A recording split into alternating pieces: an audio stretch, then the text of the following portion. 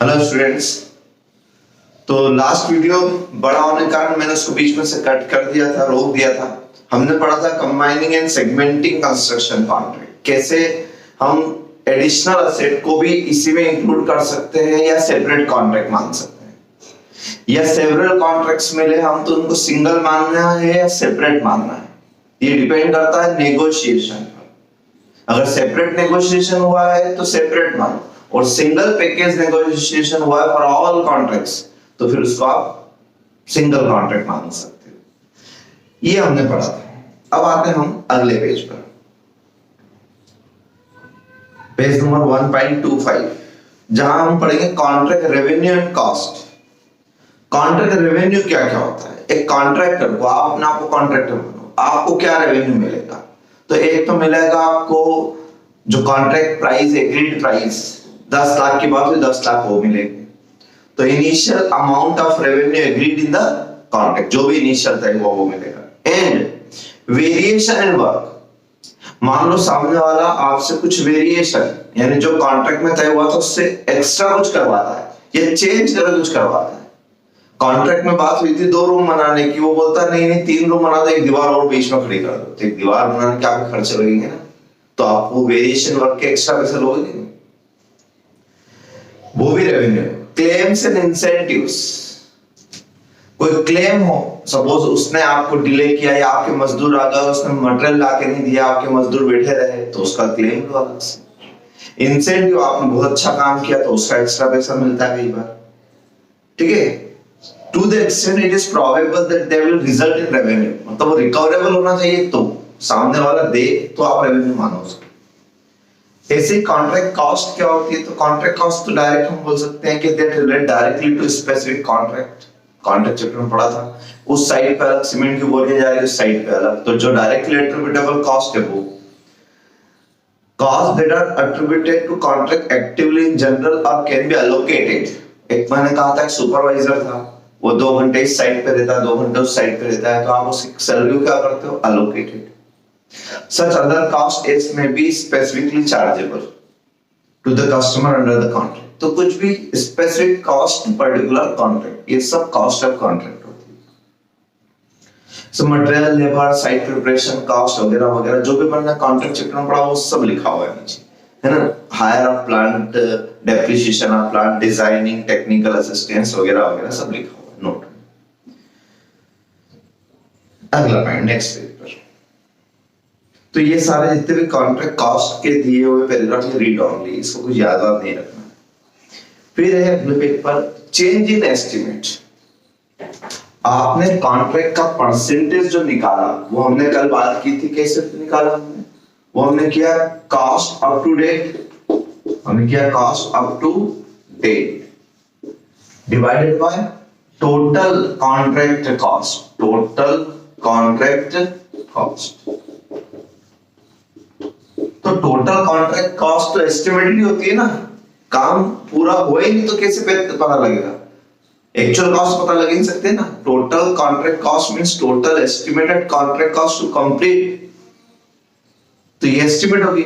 अगर estimate change हो जाए तो आप बताओ परसेंट चेंज रहेगा आपकी। ये तो एक्चुअल कॉस्ट रहेगी, cost up to date, actual cost up to date, और ये एस्टिमेट रहेगी। तो एस्टिमेट अगर चेंज जाएंगे तो परसेंटेज चेंज हो जाएगा। तो ऐसी कंडीशन में क्या करें? एस्केलेशन क्लॉज पढ़ा था हमने, है ना। उसके कारण क्या होता था? कॉन्ट्रैक्ट रेवेन्यू चेंज जाता था।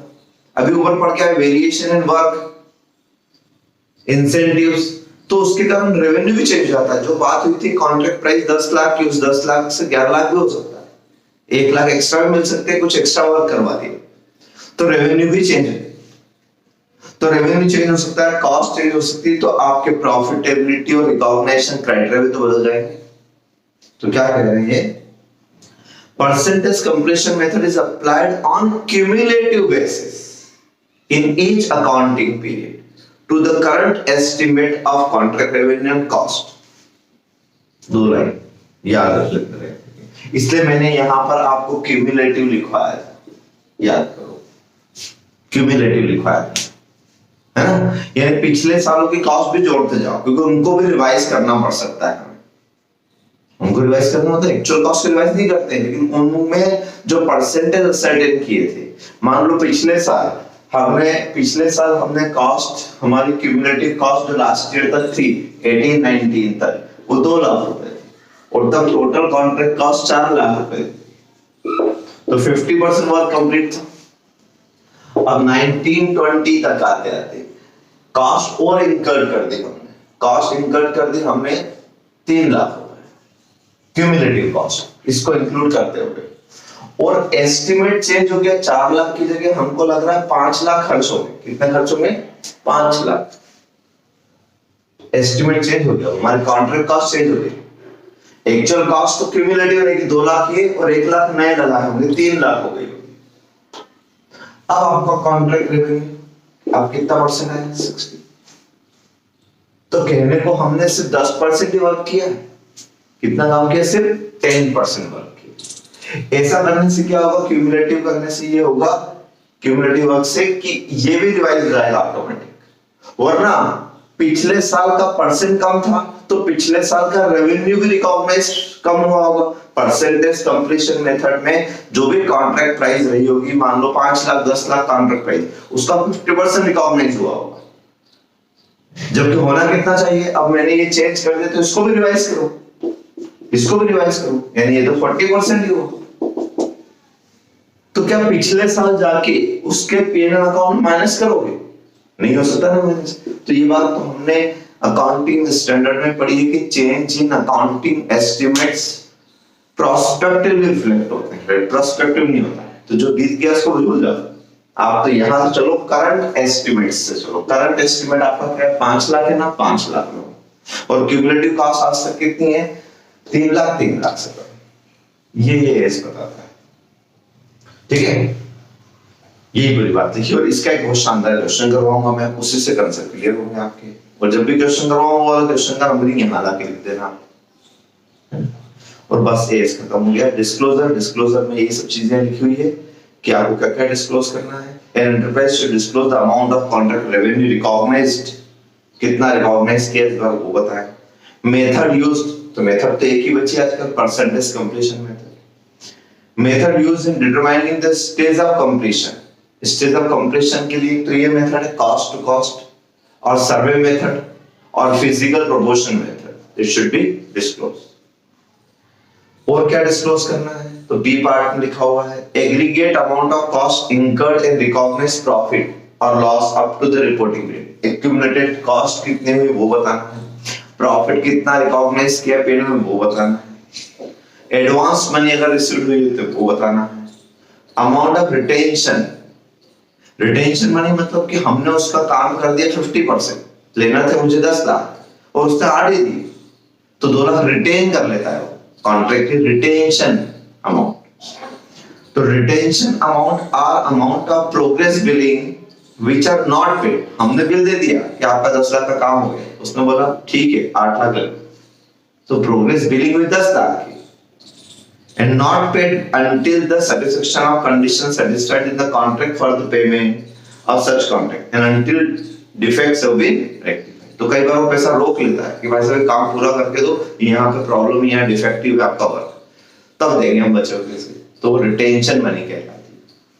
Progress billing are the amount billed for the work perform on contract whether और not they have been paid by the customer. यानी वो तो वही वाली बात हो गई, जैसे क्रेडिट सेल होती है, तो पैसा आया कि नहीं आया सब मतलब नहीं, बिलिंग तो हो गई, तो total billing, progress billing. Advance are amount received by contractor before the related work is perform.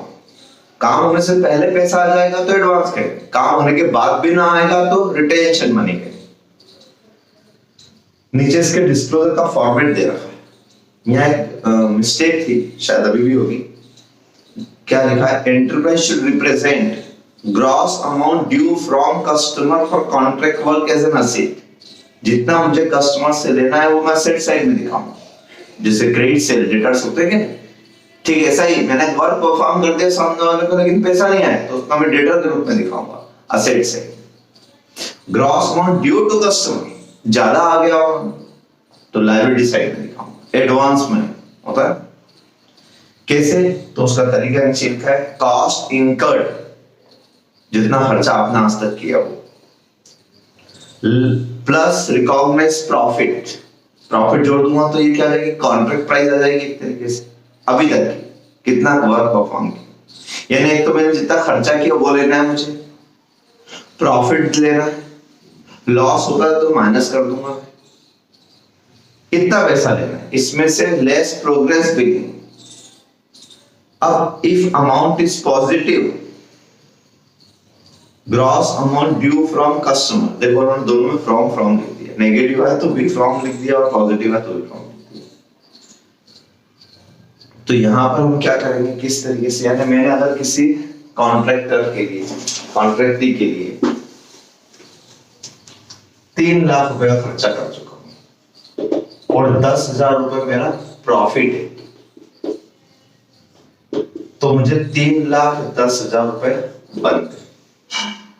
अब बिलिंग जो हुई है, बिलिंग प्रोग्रेस बिलिंग अगर मेरी 3,50,000 रुपए की है तो 40,000 रुपए नेगेटिव आ रहा है और पॉजिटिव है तो क्या होगा, पॉजिटिव मतलब ये ज्यादा हो और ये कम। तो पॉजिटिव अगर आएगा तो आपको लेना है और नेगेटिव अगर आएगा आपको तो ड्यू टू कस्टमर। अब ये कैसे, तो मैं एग्जांपल से समझाता हूं, इलस्ट्रेशन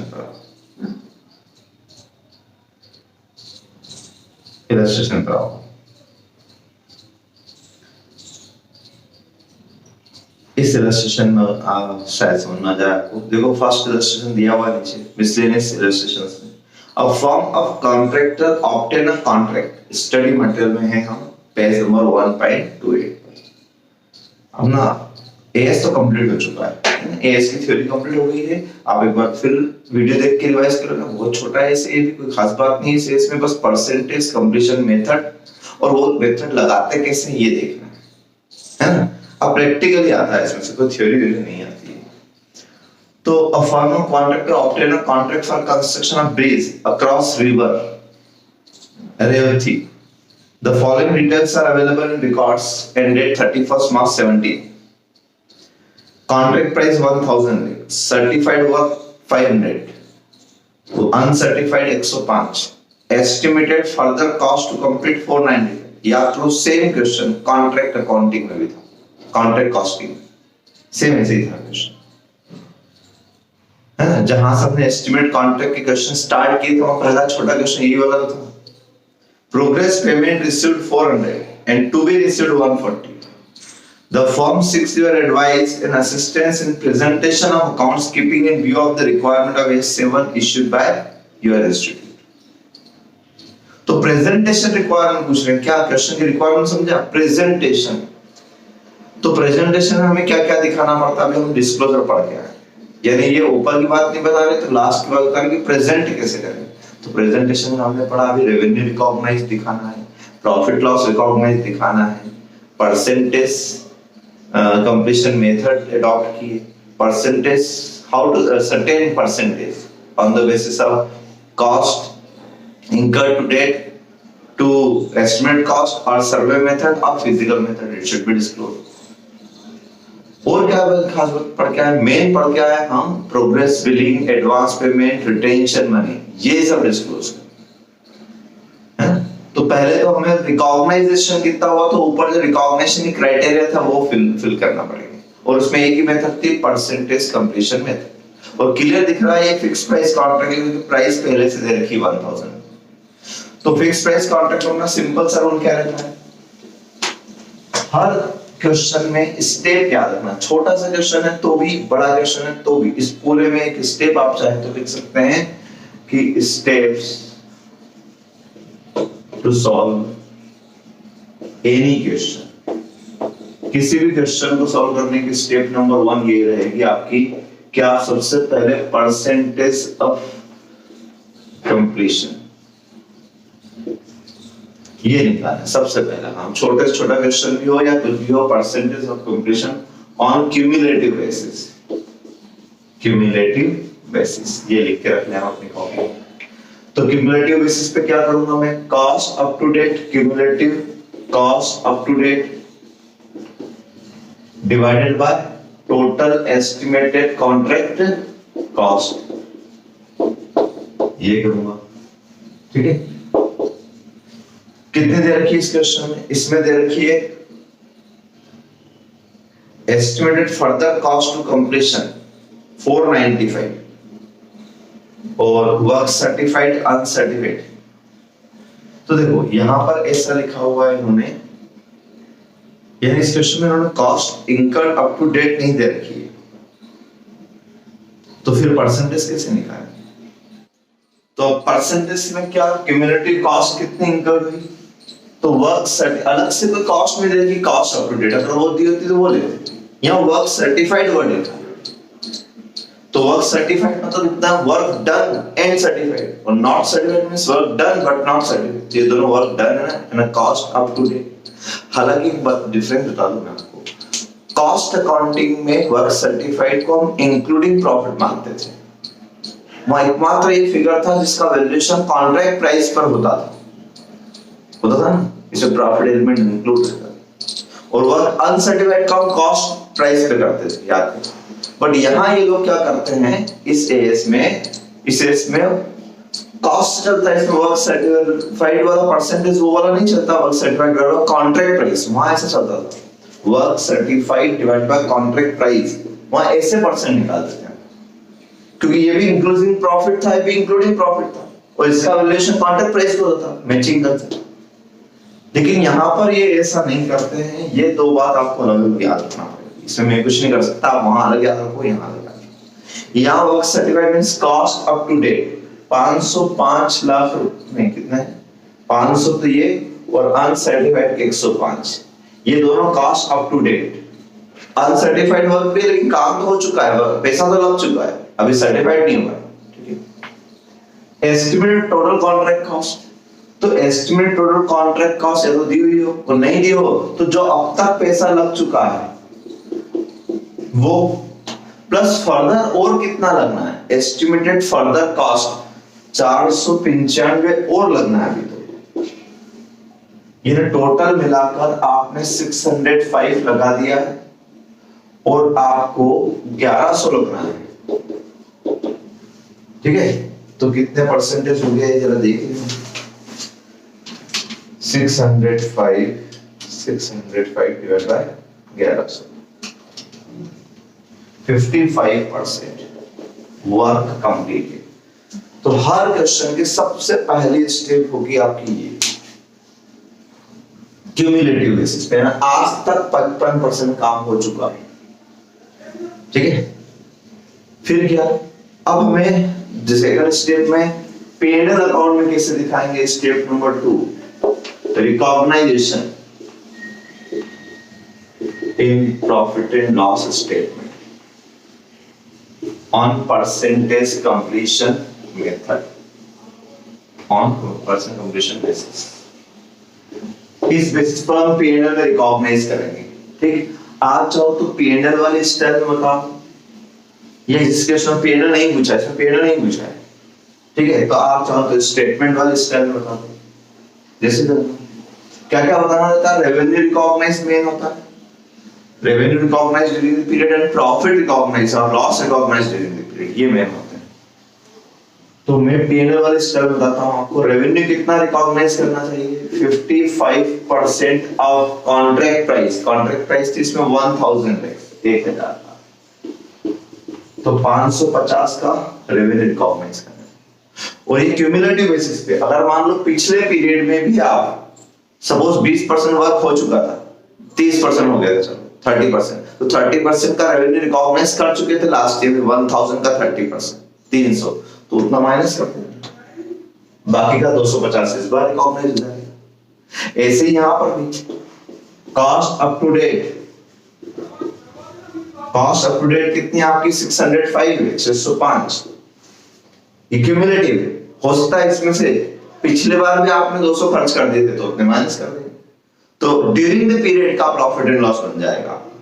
तो दोनों चीज निकलती क्यूमुलेटिव है, फिर पिछले साल में अगर कुछ रिकॉग्नाइज किए तो उसमें माइनस कर दो, तो करंट पीरियड का आ जाएगा। ठीक, अब जब क्वेश्चन में लॉस जैसी पोजीशन दिखे तो हम देख पाएंगे और पढ़ा था बीच में कि if there is expected losses then as per today's concept and as per accounting standard 4-7 it should be provided. तो हम निकाल के देखते हैं. कॉन्ट्रैक्ट प्राइस है हमारी 1000 और एस्टिमेटेड कॉस्ट जो कंप्लीट करने के अभी हमने निकाल दी देखो 1100. तो एस्टिमेटेड लॉस जो आ रहा है आपका वो 100 आ रहा है 100 और उस 100 में से कुछ लॉस तो हमने रिकॉग्नाइज कर लिया. देखो ध्यान से कर लिया ना. 55 का लॉस तो हमने ऑलरेडी रिकॉग्नाइज कर लिया है, दिख रहा है लॉस. तो बाकी का 45 प्रोवाइड कर देते हैं, प्रोविजन बनाते हैं, प्रोविजन फॉर लॉस. ठीक है. तो ये हो गया 650 यानी एक्चुअल लॉस कितना हो गया बाय नेट लॉस. तो it should be disclosing financial statement profit and loss. दूसरी स्टेप हर क्वेश्चन सभी क्वेश्चन बता रहा हूं, बड़े छोटे सब. पहले में परसेंटेज निकाले, दूसरे में क्यूमुलेटिव इस पे ये निकाला, अगर ऑलरेडी रिकॉग्नाइज तो माइनस करना है और प्रोविजन का जरूर ध्यान रखना है. ठीक. फिर वो आपने डिस्क्लोजर जो रखा हुआ रिटेंशन मनी कितनी, एडवांस मनी कितनी, हमें उससे कस्टमर से लेना है कि देना है, मींस असेट साइड में दिखाएं कि लायबिलिटी साइड. ठीक है. इसके ऊपर का जो पैराग्राफ हमने पढ़ा आखिरी वही तो खास समझाना था. तो ये तो हम पहले भी समझ चुके थे. अब अमाउंट ड्यू फ्रॉम या ड्यू टू, इसके लिए भी ऊपर एक चार्ट पढ़ा था. वापस आओ वहां पर. कॉस्ट इंकर्ड क्या लिखने का बोला था मैंने, कॉस्ट इंकर्ड. तो कॉस्ट इंकर्ड हमने कितने की 605 प्लस प्रॉफिट माइनस लॉस. मैंने 605 रुपए आपके नाम पे खर्च कर दिए और लॉस हुआ मुझे. तो लॉस तो मैं खुद ही बियर करूंगा, लॉस सामने वाले से कर लूंगा. अगर लॉस भी सामने वाले से ले लूंगा तो लॉस कहाँ होगा, फिर तो प्रॉफिट होगा. तो लॉस तो हम बियर करेंगे. कितने का लॉस रिकॉग्नाइज किया 100 का. तो प्रॉफिट लॉस रिकॉग्नाइज वर्ड लिखा दिया मतलब, यानी मुझे सामने वाले से 505 रुपए लेना चाहिए. Amount due from customer. इधर लेस प्रोग्रेस बिलिंग. अब प्रोग्रेस बिलिंग कितनी थी उस क्वेश्चन में, progress billing progress payment received and to be received. इसका मतलब मैंने बिल दे दिया होगा 400 का और पैसा आ गया होगा, और 140 टू बी रिसीव्ड. इसका मतलब 140 का बिल दे दिया होगा टू बी रिसीव्ड. तो प्रोग्रेस बिलिंग गई तो मतलब हुआ प्रोग्रेस बिलिंग. प्रोग्रेस बिलिंग लिख देना, to be received and received. तो प्रोग्रेस बिलिंग का मीनिंग भी पढ़ के आया था, वेदर रिसीव्ड और नॉट. तो दोनों को हम बिलिंग बोलते हैं. 540 की बिलिंग कर चुके हम.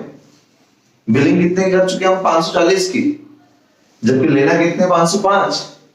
तो यानी हम 35 रुपीस ज्यादा ले चुके. ज्यादा की बिलिंग कर दी हमने, ज्यादा की बिलिंग की ना हमने. तो ये अमाउंट ड्यू टू कस्टमर. तो ये कहां दिखाएंगे हम, लायबिलिटी साइड पे दिखाएंगे. कहां दिखाएंगे, liability side.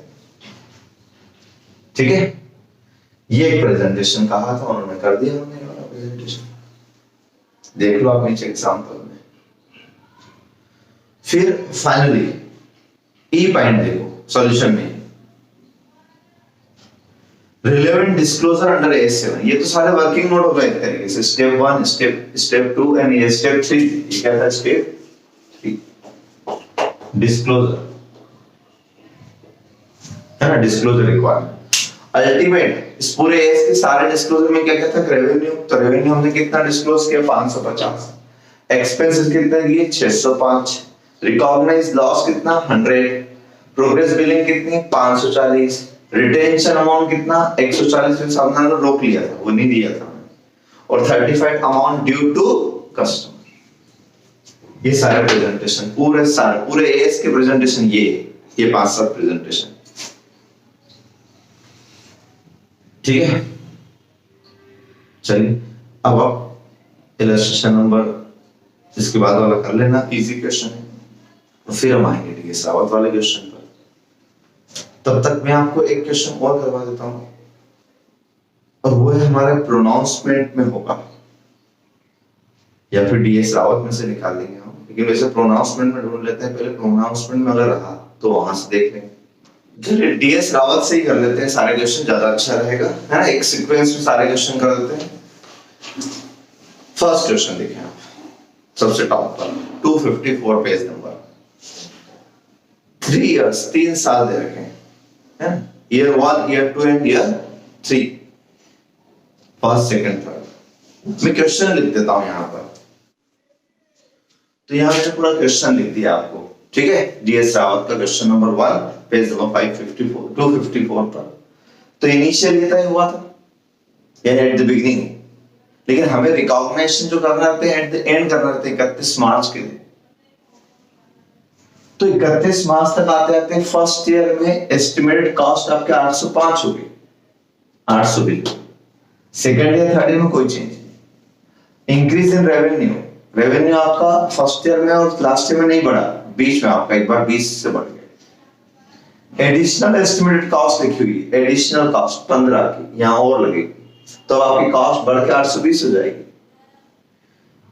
Cost incurred up to date, ये तब तो एस्टिमेट दिए थे, ये cost incurred up to date, यानी ये एक्चुअल कॉस्ट जो अब तक हमने की 161 584 और 820।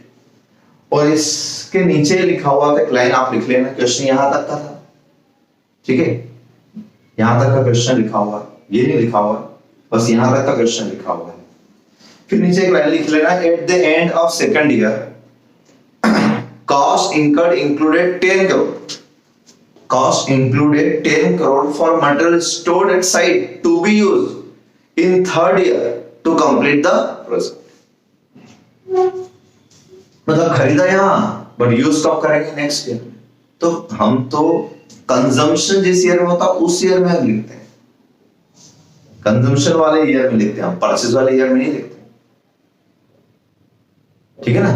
तो आपने यहां से माइनस कर दिया, सर यहां से माइनस कर दिया तो कंजम्पशन नेक्स्ट ईयर में हुआ तो उसमें ऐड करना चाहिए ना।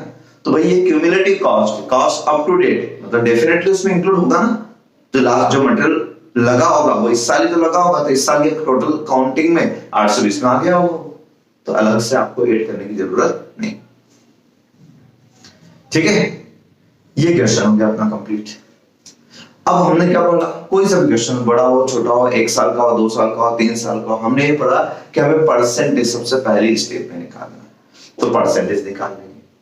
परसेंटेज में क्या चाहिए, कॉस्ट अप टू डेट, वो हमारे पास है क्वेश्चन, डिवाइडेड बाय क्या चाहिए, total estimated cost to complete the contract. तो टोटल एस्टिमेटेड कॉस्ट इनिशियली 800 सोची थी आप, लेकिन 800 लेना है, क्योंकि हमने ये भी पढ़ा है इस एस में कि जब चेंज इन अकाउंटिंग एस्टिमेट हो जाता है तो current estimate should be used.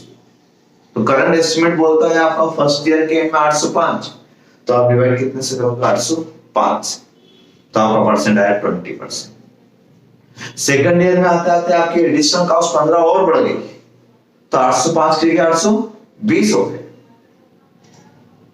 फिर उसके बाद कोई चेंजेस नहीं, इसका मतलब वही एस्टिमेट जो चल रहे थे, कितना एस्टिमेट चल रहे थे, 820, तो 820 है ये। तो एस्टिमेट चेंज होने का इफेक्ट देख लो आप यहाँ। अभी रेवेन्यू का इफेक्ट यहाँ नहीं आया क्योंकि ये फॉर्मूला कॉस्ट बेस्ड था, रेवेन्यू बेस्ड नहीं था। तो बस आपके माइंड में होना चाहिए कि परसेंटेज निकालना है, और परसेंट निकालते समय मुझे करंट एस्टिमेट यूज करना है, ठीक। दूसरी स्टेप में मैंने आपको क्या बताया, कोई भी क्वेश्चन है तो प्रॉफिट एंड लॉस स्टेटमेंट बना लो, 1 साल का, 2 साल का, 3 साल का, जो भी, on the basis of percentage completion method, method भी की, परसेंट निकाले वो परसेंट अप्लाई कर देना, सिंपल, ठीक है। तो कितना होगा जरा देखें हम,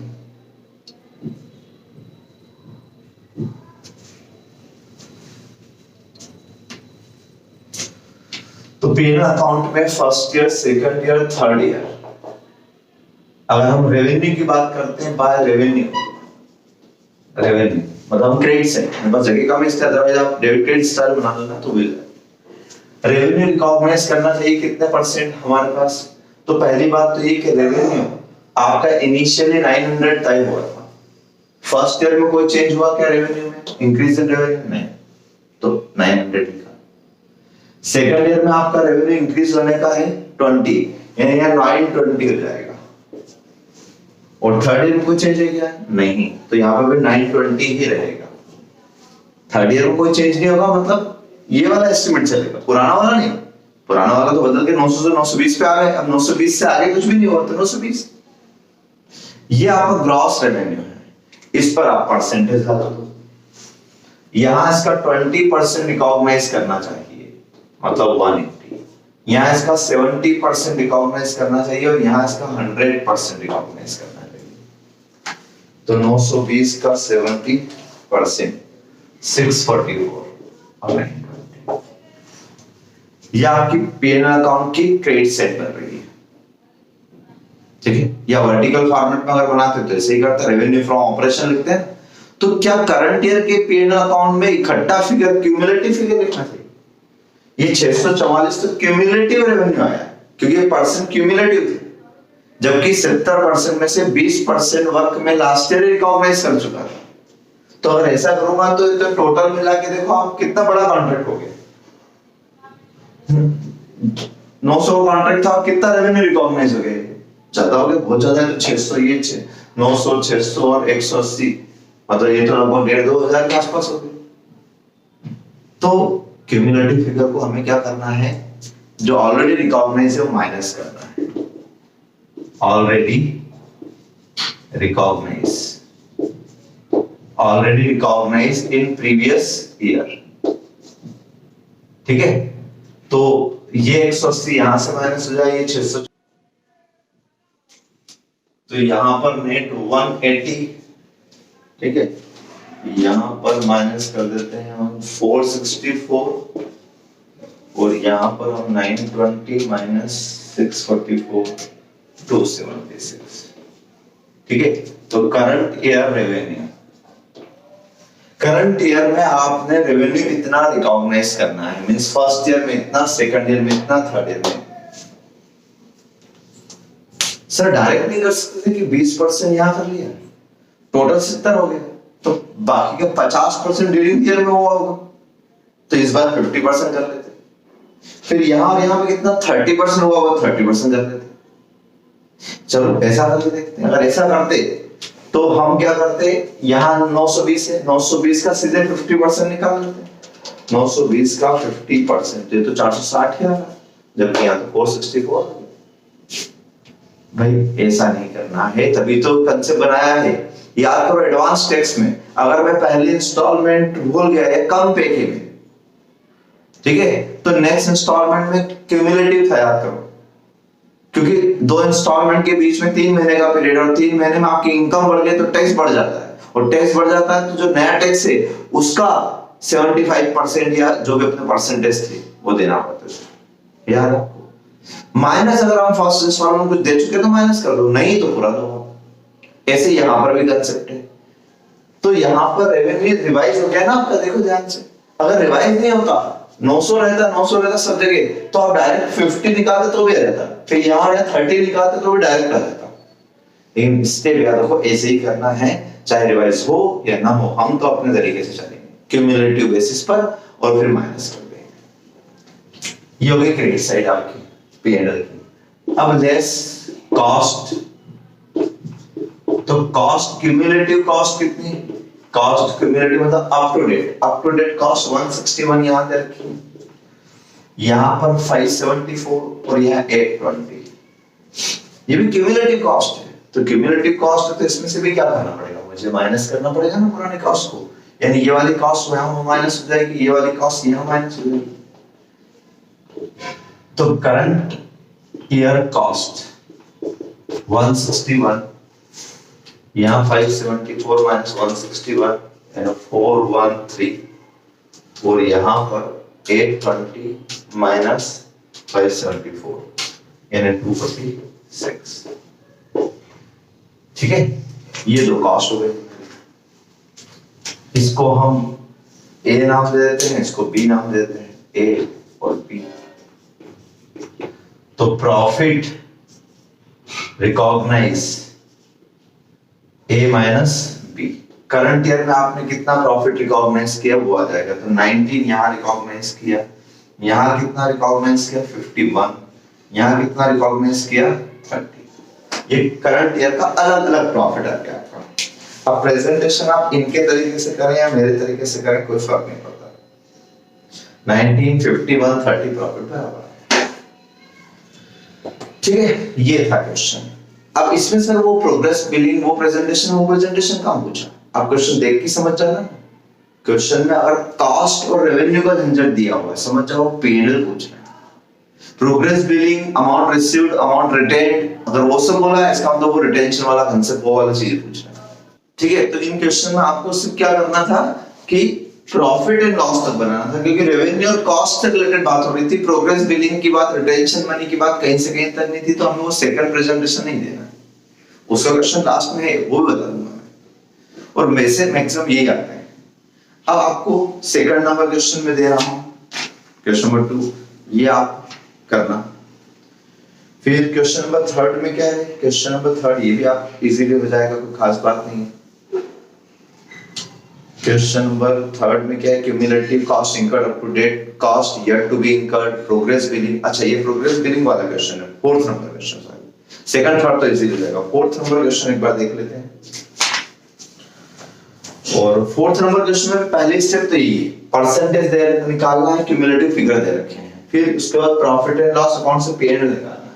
तो जिन क्वेश्चन में कॉस्ट, रेवेन्यू, परसेंट ये दे रखे हो तो ये तो करना ही है, प्लस प्रोग्रेस बिलिंग और रिटेंशन मनी वगैरह दे रखा है, तो फिर वो सेकंड प्रेजेंटेशन भी करना है।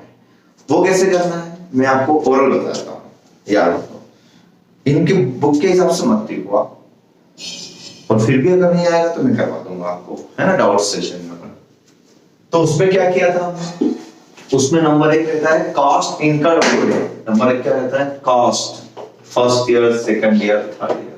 मान लो इस क्वेश्चन में भी होता तो कॉस्ट अप टू डेट क्या है? ये 161574820, ये cost to date, cumulative cost to date.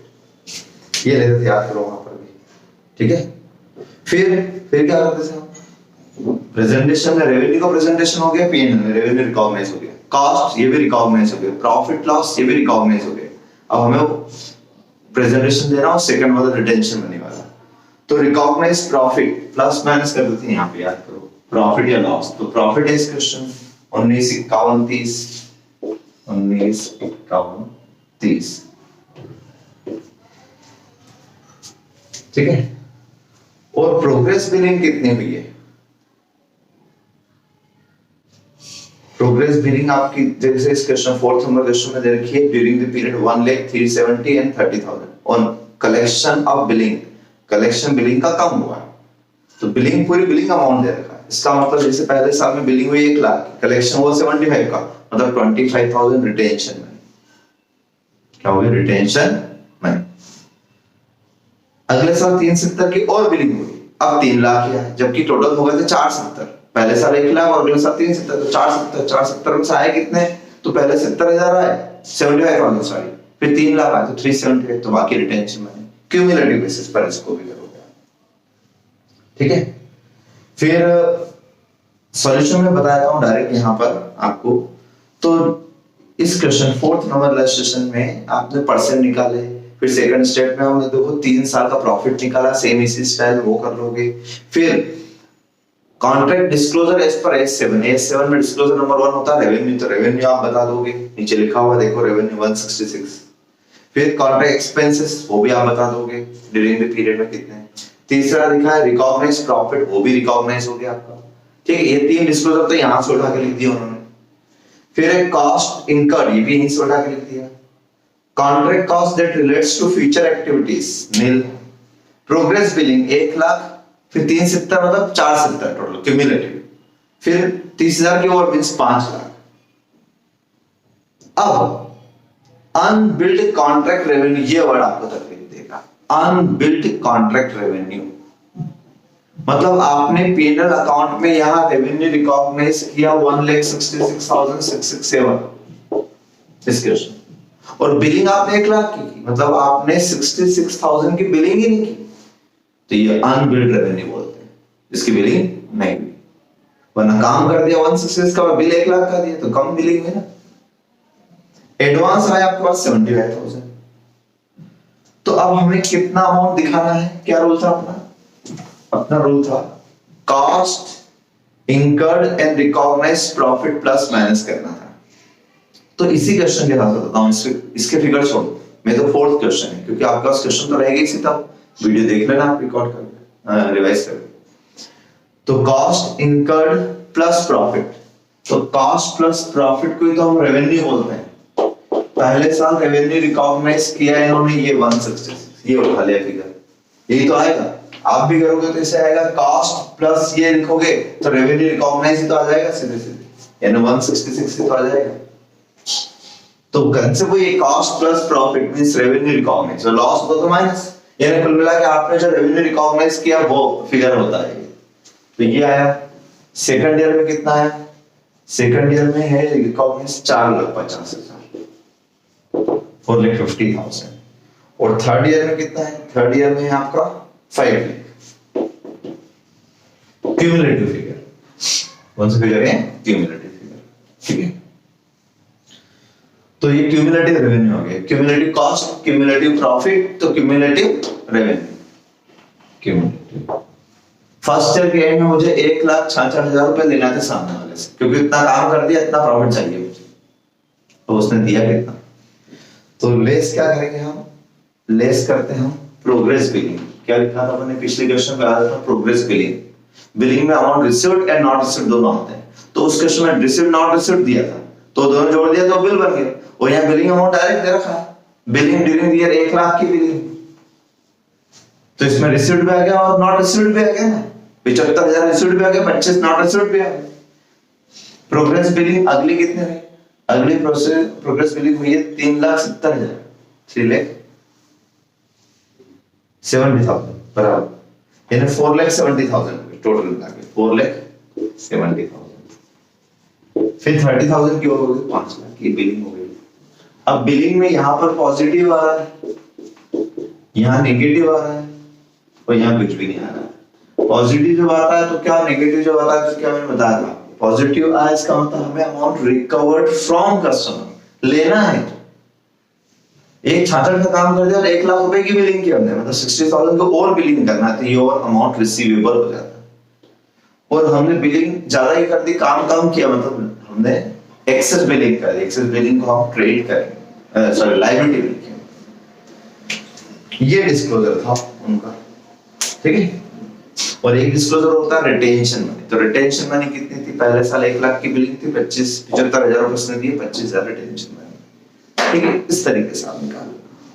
तो सारा आईएएस में डिस्क्लोजर यही होते हैं, रेवेन्यू, कॉस्ट, प्रॉफिट, 3 डिस्क्लोजर ये, और चौथा डिस्क्लोजर होता है अमाउंट ड्यू और टू और due from customer and retention. ये सारे डिस्क्लोजर आप फिर से डिस्क्लोजर पढ़ के देख लो ना, यही सब लिखे हुए डिस्क्लोजर। क्वेश्चन नंबर 5 इजी है, कर लेना।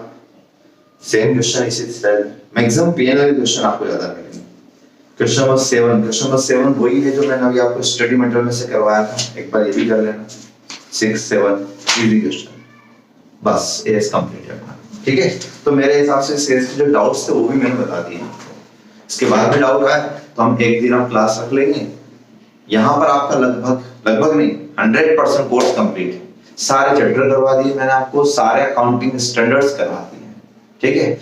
ऑल द बेस्ट, अच्छे से पढ़ाई करो। आप क्या लकी हो कि आपकी एग्जाम 1 महीना आगे बढ़ गई है, तो एक्स्ट्रा टाइम मिल गया, अदरवाइज अभी तो एग्जाम डेट आ गई थी नवंबर, अब दिसंबर हो गई है। 1 महीने का रिलीफ काफी होता है, बहुत फर्क पड़ता है। मतलब आप उस स्पीड से पढ़ रहे थे, आपकी स्पीड वही बरकरार रखें और इस टाइम का एडवांटेज लें। कितना अच्छा फायदा है, जब हम ऑलरेडी उस स्पीड से पढ़ के कोर्स रिवाइज कर चुके थे, हम नवंबर में रेडी थे एग्जाम देने के, और दिसंबर हो गया, एक रिवीजन एक्स्ट्रा हो सकता है, या फिर जो टॉपिक हमने कम पढ़े थे या छोड़ दिए थे वो भी करने का मौका मिल गया आपको, तो आपके एग्जाम पास करने की प्रोबेबिलिटी बढ़ जाती है, ठीक है। तो ऑल द बेस्ट करें आप सभी। और अब हमारा लास्ट लेक्चर रहेगा और वो होगा ऑनलाइन क्लास डायरेक्ट लेंगे हम, इससे रिलेटेड कोई भी डाउट है सेकंड ग्रुप से रिलेटेड, ठीक है। फर्स्ट ग्रुप की बात हम अलग से करेंगे। Thank you so much.